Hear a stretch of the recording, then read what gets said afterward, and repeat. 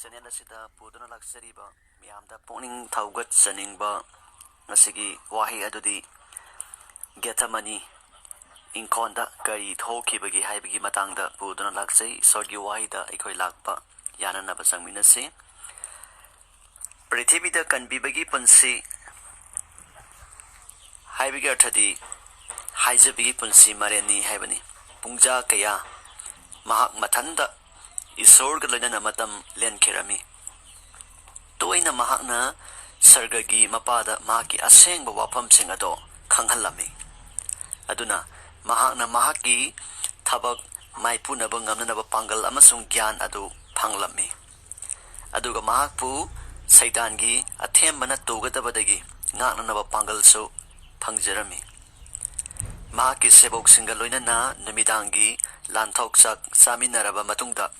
mahakna toina khurumnabagidamagda satpa mafam Gethsemane Engkholda makoiga loinana Yesuna salami mahakna satpa matamda makoida wari sarami amasung makoibu tambirami adubu makoina Engkhol manak yausalakpada mahakna angakpa moongda taminna leirami mahaki punsi suppa Yesuna mahaki mapaga loinana leirami isorgi thawaina mahaki lengdraba lamjing biba amasung tengbang biba adu oirami mahakna prithibida pangthokpa thabak singidamak mahakna matam suppada isorbu thagatuna haizarami ai isamaknadi kari sutawjaba ngamba natte haina John chapter 5 verse 30 ki matungina asona iduna lei aikoi su isagi oina kari sutawa ngamba leite aikoina pangangidamakta Kristada nga thajaduna leibagi mapana aikoina mahaki aningba prithibida tawba ngambagi amadi athembabu laksinba ngambani Kristana mahaki mapagi mafamda laikiba adugumna aikoina su mahaki mafamda yamna samna puksan sengna thajaba leigadabani Kristana haibiki ai yaudana nakoi karisu tawba ngamloi haina John chapter 15 verse 5 ki matung ina idun lay Engkholda do nagsilakpa matamda kanbibagi awabagi akiba phanglaba ahing adu hawraklami mahaki mateng oiramba isorna loinabiba adusu mangondagi lapthok khrabagumna tawrami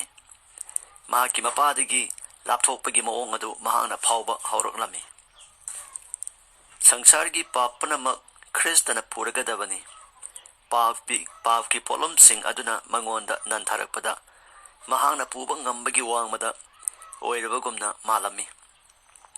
Pav ki awaba du asokki matik kiningai oirami madudi mapu ibungona mahakpu kari amata nungsidraba male haina kibagi athembadu laklami mapana phattababu asokki matik tukutsabadu mahakna khalubada khanghaudana mangondagi wahising asi thawlami aigi thawaina siba adu phawba ngamkhai leitana awabadu oire haina Engkholda dugi sangpham mayada Peter James amasung John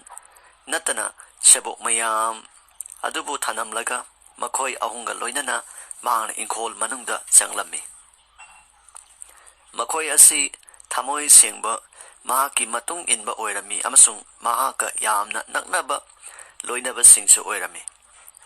adubu mahakna thengnagadaba awaba adu makhoina sakhi oigani haiba adu phawba mahakna thajaba ngamlamde aduna mahakna makhoida hairami mafam asida nakhoina panthabiro aduga aibu kupna senabiyu haina Matthew chapter 26 verse 38 mayek sengna idunlai mingsen khangbagi matangda haijabani mahakna makhoidagi kharadang chatholami aduga leimaida uptharami papna maram oiduna mapa adudagi mahak asi lapthokle haibadu mahakna phawrami pap amasung puinegi marakta leiriba ahangba adu asokki matik pakna mamna amadi luna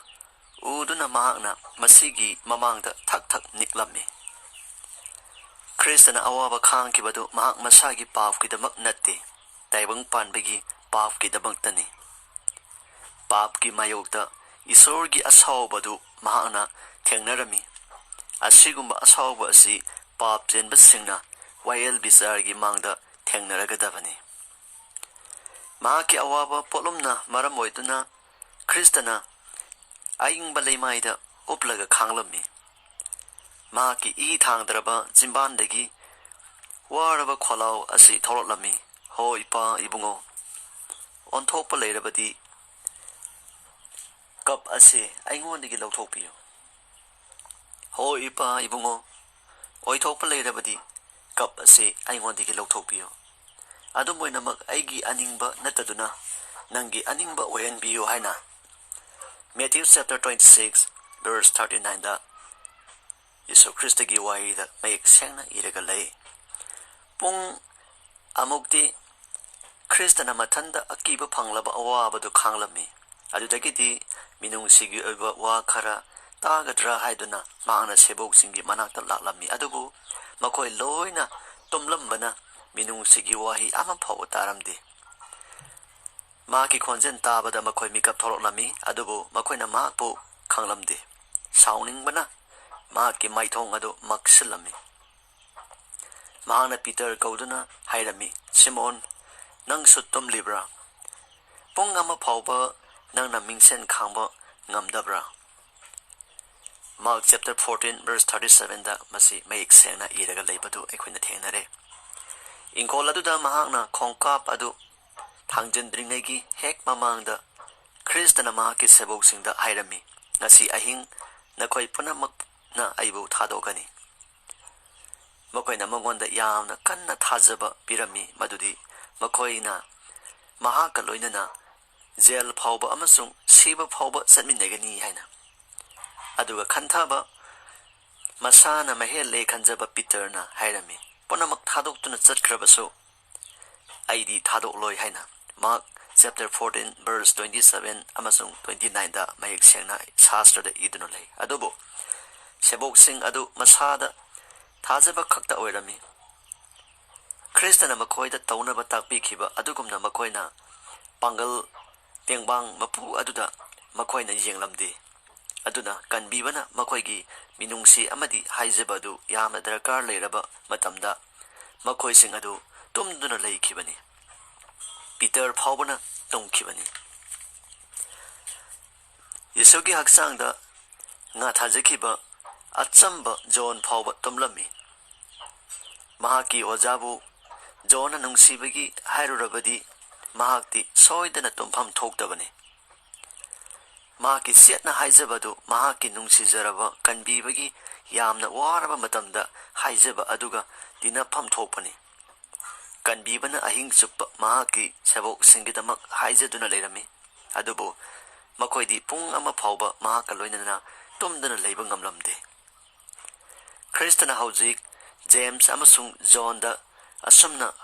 ꯍꯪꯂꯕꯗꯤ, ꯑꯩꯅ ꯊꯛꯂꯤꯕ ꯀꯞ ꯑꯁꯤ ꯅꯈꯣꯏꯁꯨ ꯊꯛꯄ ꯉꯝꯕ꯭ꯔꯥ?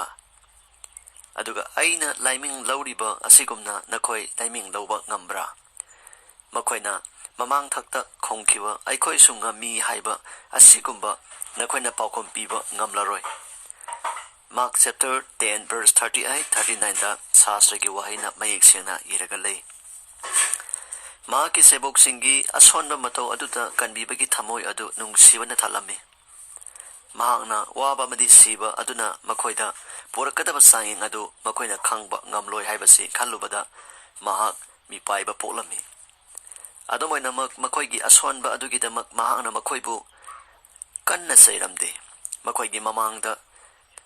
ꯇꯥꯔꯒꯗꯕ ꯆꯥꯡꯌꯦꯡꯁꯤꯡ ꯑꯗꯨꯒꯤꯗꯃꯛ ꯃꯍꯥꯛꯅ ꯈꯟꯗꯨꯅ ꯃꯈꯣꯏꯗ ꯍꯥꯏꯔꯝꯃꯤ, ꯃꯤꯡꯁꯦꯟ ꯈꯥꯡꯉꯨ ꯑꯃꯁꯨꯡ ꯍꯥꯏꯖꯧ, ꯃꯗꯨꯗꯤ ꯅꯈꯣꯏꯅ ꯑꯊꯦꯝꯕꯗ ꯇꯥꯗꯅꯅꯕ꯫ ꯃꯈꯣꯏꯅ ꯃꯍꯥꯛꯀꯤ ꯃꯐꯝꯗ ꯇꯧꯒꯗꯕ ꯃꯊꯧꯗ ꯃꯥꯏ ꯄꯥꯛꯇꯕꯒꯤꯗꯃꯛꯇꯁꯨ ꯃꯈꯣꯏꯕꯨ ꯉꯥꯛꯄꯤꯕ ꯋꯥꯐꯝ ꯑꯃ ꯍꯥꯏꯕꯤꯔꯝꯃꯤ꯫ ꯊꯋꯥꯏꯅꯗꯤ ꯇꯁꯦꯡꯅ ꯄꯥꯡꯊꯣꯛꯀꯦ ꯑꯗꯨꯕꯨ ꯍꯛꯆꯥꯡꯅꯗꯤ ꯁꯣꯜꯂꯤ ꯍꯥꯏꯅ ꯃꯦꯊ꯭ꯌꯨ ꯆꯦꯞꯇꯔ 26 ꯚꯔꯁ 41ꯗ ꯌꯥꯝꯅ ꯃꯌꯦꯛ ꯁꯦꯡꯅ ꯁꯥꯁꯇ꯭ꯔꯗ ꯏꯗꯨꯅ ꯂꯩ꯫ ꯀꯌꯥꯗ ꯊꯃꯣꯏ ꯅꯧꯕ ꯑꯃꯁꯨꯡ ꯅꯨꯡꯁꯤꯕꯒꯤ ꯇꯝꯖꯅꯐꯝ ꯑꯗꯨ ꯀꯟꯕꯤꯕꯅ ꯎꯠꯂꯤꯕꯅꯣ! ꯑꯃꯨꯛꯀꯁꯨ ꯏꯁꯣꯔꯒꯤ ꯃꯆꯥꯅꯤꯄꯥ ꯑꯗꯨꯅ ꯃꯤꯑꯣꯏꯕꯅ ꯈꯥꯡꯕ ꯉꯝꯕꯒꯤ ꯋꯥꯡꯃꯗ ꯂꯩꯕ ꯑꯋꯥꯕꯅ ꯆꯩꯊꯦꯡ ꯄꯤꯔꯛꯂꯝꯃꯤ꯫ ꯃꯍꯥꯛ ꯁꯣꯛꯊꯗꯨꯅ ꯒ꯭ꯌꯥꯟ ꯃꯥꯡꯗꯨꯅ ꯄꯨꯛꯅꯤꯡ ꯁꯣꯟꯊꯔꯝꯃꯤ ꯑꯗꯨꯅ ꯃꯍꯥꯛꯅ ꯍꯥꯟꯅꯒꯨꯝꯅ ꯍꯥꯏꯖꯔꯝꯃꯤ ꯍꯦ ꯏꯄꯥ ꯏꯕꯨꯡꯉꯣ ꯑꯩꯅ ꯃꯁꯤꯕꯨ ꯊꯛꯇ꯭ꯔꯤ ꯐꯥꯎꯕ ꯀꯞ ꯑꯁꯤꯕꯨ ꯑꯩꯉꯣꯟꯗꯒꯤ ꯂꯧꯊꯣꯛꯂꯔꯣꯏꯗ꯭ꯔꯥ ꯅꯪꯒꯤ ꯑꯅꯤꯡꯕ ꯑꯗꯨ ꯑꯣꯏꯁꯅꯨ Matthew chapter 26 verse 42ꯗ ꯋꯥꯍꯩ ꯑꯁꯤꯃꯛ ꯏꯗꯨꯅ ꯂꯩ ꯍꯥꯏꯖꯕ ꯑꯁꯤꯗꯒꯤ ꯋꯥꯈꯤꯕꯅ ꯃꯉꯣꯟꯗꯒꯤ ꯃꯔꯤꯛꯅ ꯍꯨꯃꯥꯡ ꯑꯣꯏꯅ ꯇꯥꯔꯛꯂꯝꯃꯤ ꯑꯃꯨꯛꯁꯨ ꯍꯟꯅ ꯃꯍꯥꯛꯅ ꯁꯦꯕꯣꯛꯁꯤꯡꯕꯨ ꯃꯗꯨ ꯅꯨꯡꯁꯤꯕꯤꯅꯕ ꯊꯤꯔꯝꯃꯤ ꯑꯗꯨꯕꯨ ꯃꯈꯣꯏ ꯄꯨꯝꯅꯃꯛ ꯑꯃꯨꯛꯁꯨ ꯇꯨꯝꯗꯨꯅ ꯂꯩꯕ ꯃꯍꯥꯛꯅ ꯊꯦꯡꯅꯔꯝꯃꯤ ꯃꯍꯥꯛꯅ ꯂꯥꯛꯄ ꯑꯗꯨꯗ ꯃꯈꯣꯏ ꯍꯧꯒꯠꯂꯛꯂꯝꯃꯤ ꯃꯍꯥꯛꯀꯤ ꯃꯥꯏꯊꯣꯡꯅ ꯎꯠꯂꯤꯕ ꯄꯨꯛꯅꯤꯡꯒꯤ ꯑꯋꯥꯕ ꯑꯗꯨ ꯃꯈꯣꯏꯅ ꯈꯪꯕ ꯉꯝꯂꯝꯗꯦ ꯑꯍꯨꯝꯂꯛ ꯁꯨꯕ ꯑꯣꯏꯅ ꯃꯍꯥꯛꯅ ꯍꯥꯏꯖꯐꯝ ꯑꯗꯨꯗ ꯆꯠꯂꯝꯃꯤ ꯌꯥꯝꯅ ꯃꯝꯕꯒꯤ ꯑꯀꯤꯕꯅ ꯃꯍꯥꯛꯄꯨ ꯈꯨꯗꯨꯝ ꯆꯟꯈꯤꯔꯝꯃꯤ ꯃꯍꯥꯛꯀꯤ ꯃꯄꯥꯅ ꯂꯣꯏꯅꯕꯤꯕ ꯑꯗꯨ ꯃꯉꯣꯟꯗꯒꯤ ꯃꯥꯡꯈꯤꯔꯝꯃꯤ ꯃꯁꯤ ꯌꯥꯎꯗ꯭ꯔꯕꯗꯤ ꯃꯍꯥꯛꯀꯤ ꯃꯤ ꯑꯣꯏꯕꯒꯤ ꯂꯤꯆꯠ ꯑꯗꯨꯗꯗꯤ ꯃꯍꯥꯛꯅ ꯆꯥꯡꯌꯦꯡ ꯑꯗꯨ ꯈꯥꯡꯕ ꯉꯝꯂꯔꯣꯏ ꯍꯥꯏꯗꯨꯅ ꯀꯤꯔꯝꯃꯤ ꯑꯍꯨꯝꯂꯛ ꯁꯨꯕ ꯃꯇꯝ ꯑꯗꯨꯗꯁꯨ ꯍꯥꯟꯅꯒꯨꯝꯅ ꯃꯍꯥꯛꯅ ꯈꯨꯔꯨꯝꯂꯝꯃꯤ ꯗꯨꯠꯁꯤꯡꯅꯗꯤ ꯃꯍꯥꯛꯄꯨ ꯃꯇꯦꯡ ꯄꯥꯡꯕ ꯉꯝꯂꯝꯃꯤ ꯑꯗꯨꯕꯨ ꯑꯗꯨꯝꯅ ꯇꯧꯕꯗꯣ ꯌꯥꯔꯝꯗꯦ ꯏꯁꯣꯔꯒꯤ ꯃꯆꯥꯅꯨꯄꯥꯗꯨꯅ ꯀꯞ ꯑꯗꯨ ꯊꯛꯄ ꯇꯥꯕꯅꯤ ꯅꯠꯇ꯭ꯔꯕꯗꯤ ꯇꯥꯏꯕꯪꯄꯥꯟ ꯑꯁꯤ ꯃꯇꯝ ꯆꯨꯞꯄꯒꯤ ꯑꯣꯏꯅ ꯃꯥꯡꯕ ꯇꯥꯕꯅꯤ ꯃꯍꯥꯛꯅ ꯃꯤꯁꯤꯡꯒꯤ ꯄꯥꯝꯕꯩ ꯂꯩꯇ꯭ꯔꯕ ꯃꯇꯧ ꯑꯗꯨ ꯎꯔꯝꯃꯤ ꯃꯍꯥꯛꯅ ꯄꯥꯞꯀꯤ ꯁꯛꯇꯤ ꯑꯗꯨꯁꯨ ꯎꯔꯝꯃꯤ ꯃꯥꯡꯂꯕ ꯁꯪꯁꯥꯔ ꯑꯃꯒꯤ ꯑꯋꯥꯕꯁꯤꯡ ꯑꯗꯨ ꯃꯍꯥꯛꯀꯤ ꯃꯃꯥꯡꯗ ꯁꯪ ꯁꯪꯅ ꯎꯔꯝꯃꯤ ꯃꯍꯥꯛꯅ ꯑꯔꯣꯏꯕ ꯑꯣꯏꯅ ꯋꯥ ꯂꯦꯞꯂꯝꯃꯤ ꯃꯉꯣꯟꯗ ꯑꯣꯏꯅꯤꯡꯕ ꯑꯃ ꯑꯣꯏꯔꯕꯁꯨ ꯃꯍꯥꯛꯅ ꯃꯤꯁꯤꯡꯕꯨ ꯀꯟꯒꯦ ꯍꯥꯏꯅ ꯆꯞ ꯆꯥꯅ ꯂꯦꯞꯂꯝꯃꯤ ꯍꯥꯏꯕ ꯏꯟꯗꯕꯗꯒꯤ ꯂꯩꯈꯥ ꯇꯥꯔꯕ ꯇꯥꯏꯕꯪꯄꯥꯟ ꯑꯃ ꯀꯟꯅꯕꯒꯤꯗꯃꯛꯇ ꯃꯥꯡꯈ꯭ꯔꯕ ꯌꯥꯎ ꯑꯃꯕꯨ ꯀꯟꯅꯕꯒꯤꯗꯃꯛꯇ ꯃꯇꯤꯛ ꯃꯉꯥꯜꯅ ꯅꯨꯡꯉꯥꯏꯔꯕ ꯑꯃꯗꯤ ꯑꯁꯦꯡꯕ ꯈꯛꯇꯅ ꯂꯩꯅꯅꯕ ꯃꯐꯝ ꯑꯣꯏꯕ ꯁꯔꯒꯒꯤ ꯑꯁꯦꯡꯕ ꯃꯐꯝꯁꯤꯡꯕꯨ ꯃꯍꯥꯛꯅ ꯊꯥꯗꯣꯛꯂꯝꯃꯤ ꯑꯗꯨꯅ ꯃꯍꯥꯛꯅ ꯃꯍꯥꯛꯀꯤ ꯄꯥꯟꯗꯝ ꯑꯗꯨꯒꯤ ꯑꯃꯨꯛ ꯂꯩꯊꯣꯛꯄ ꯂꯩꯔꯔꯣꯏ ꯃꯍꯥꯛꯀꯤ ꯍꯥꯏꯖꯕ ꯑꯗꯨ ꯍꯧꯖꯤꯛꯇꯤ ꯌꯥꯖꯕꯈꯛ ꯑꯣꯏꯔꯝꯃꯤ ꯑꯩꯅ ꯃꯗꯨ ꯊꯛꯇ꯭ꯔꯕꯗꯤ ꯀꯞ ꯑꯗꯨ ꯑꯩꯉꯣꯟꯗꯒꯤ ꯂꯧꯊꯣꯛꯈꯤꯕ ꯌꯥꯗ꯭ꯔꯕꯗꯤ ꯅꯪꯒꯤ ꯑꯅꯤꯡꯕꯗꯨ ꯄꯥꯡꯊꯣꯛꯄꯤꯌꯨ ꯍꯥꯏꯔꯤ ꯍꯧꯖꯤꯛ ꯀꯟꯕꯤꯕ ꯑꯗꯨ ꯑꯁꯤꯕꯒꯨꯝꯅ ꯂꯩꯃꯥꯏꯊꯛꯇ ꯇꯥꯔꯝꯃꯤ ꯃꯍꯥꯛꯀꯤ ꯑꯣꯖꯥꯒꯤ ꯀꯣꯛ ꯑꯗꯨ ꯃꯈꯨꯠꯅ ꯅꯨꯡꯁꯤꯅ ꯄꯣꯡꯈꯠꯄꯤꯕ ꯁꯦꯕꯣꯛ ꯑꯃꯠꯇ ꯃꯐꯝ ꯑꯗꯨꯗ ꯂꯩꯔꯝꯗꯦ ꯑꯗꯨꯒ ꯃꯤꯒꯤ ꯃꯆꯥꯁꯤꯡꯗꯒꯤꯁꯨ ꯇꯁꯦꯡꯅ ꯍꯦꯟꯅ ꯃꯣꯠꯂꯕ ꯃꯍꯥꯛꯀꯤ ꯂꯥꯏꯕꯛ ꯑꯗꯨꯕꯨ ꯇꯩꯊꯣꯛꯄꯤꯅꯕ ꯀꯅꯥꯁꯨ ꯂꯩꯔꯝꯗꯦ ꯈ꯭ꯔꯤꯁꯇ ꯑꯗꯨ ꯃꯊꯟꯇ ꯉꯥꯏꯔꯝꯃꯤ ꯃꯤ ꯄꯨꯝꯅꯃꯛꯁꯤꯡ ꯑꯗꯨꯗꯒꯤ ꯀꯅꯥꯁꯨ ꯃꯍꯥꯛꯀ ꯂꯣꯏꯅꯅ ꯂꯩꯔꯝꯗꯦ ꯑꯗꯨꯕꯨ ꯏꯁꯣꯔꯅ ꯃꯍꯥꯛꯀꯤ ꯃꯆꯥꯅꯨꯄꯥꯒꯤꯗꯃꯛꯇ ꯋꯥꯔꯝꯃꯤ ꯀꯟꯕꯤꯕꯒꯤ ꯑꯋꯥꯕ ꯑꯗꯨꯗ ꯗꯨꯠꯁꯤꯡꯅ ꯌꯦꯡꯂꯝꯃꯤ ꯁꯔꯒꯗꯒꯤ ꯄꯨꯡꯆꯤꯛ ꯆꯤꯛꯂꯝꯃꯤ ꯀꯔꯤꯒꯨꯝꯕ ꯌꯟꯇ꯭ꯔ ꯑꯃꯠꯇꯁꯨ ꯁꯣꯛꯂꯝꯗꯦ ꯃꯄꯥ ꯑꯗꯨꯅ ꯃꯍꯥꯛꯀꯤ ꯅꯨꯡꯁꯤꯔꯕ ꯃꯆꯥꯅꯨꯄꯥꯒꯤ ꯃꯐꯝꯗꯒꯤ ꯃꯍꯥꯛꯀꯤ ꯃꯇꯤꯛ ꯃꯒꯨꯜ ꯅꯨꯡꯁꯤꯕ ꯑꯃꯁꯨꯡ ꯃꯉꯥꯜ ꯂꯧꯊꯣꯛꯈꯤꯕꯗ ꯗꯨꯠ ꯃꯌꯥꯝꯁꯤꯡ ꯑꯗꯨꯅ ꯇꯨꯃꯤꯟꯅ ꯌꯦꯡꯕ ꯑꯗꯨꯒꯤ ꯑꯉꯛꯄ ꯑꯗꯨ ꯃꯤꯁꯤꯡꯅ ꯌꯦꯡꯕ ꯉꯝꯒꯗ꯭ꯔꯥ ꯄꯥꯞ ꯍꯥꯏꯕꯁꯤ ꯃꯍꯥꯛꯀꯤ ꯃꯤꯠꯌꯦꯡꯗ ꯀꯌꯥꯗ ꯇꯨꯀꯠꯆꯕꯅꯣ ꯍꯥꯏꯕꯗꯨ ꯃꯈꯣꯏꯅ ꯅꯤꯡꯊꯤꯅ ꯈꯪꯕ ꯉꯝꯂꯝꯒꯅꯤ ꯈ꯭ꯔꯤꯁꯇꯒꯤ ꯅꯥꯀꯜꯗ ꯑꯀꯟꯕ ꯗꯨꯠ ꯑꯃ ꯍꯧꯖꯤꯛ ꯂꯦꯞꯂꯝꯃꯤ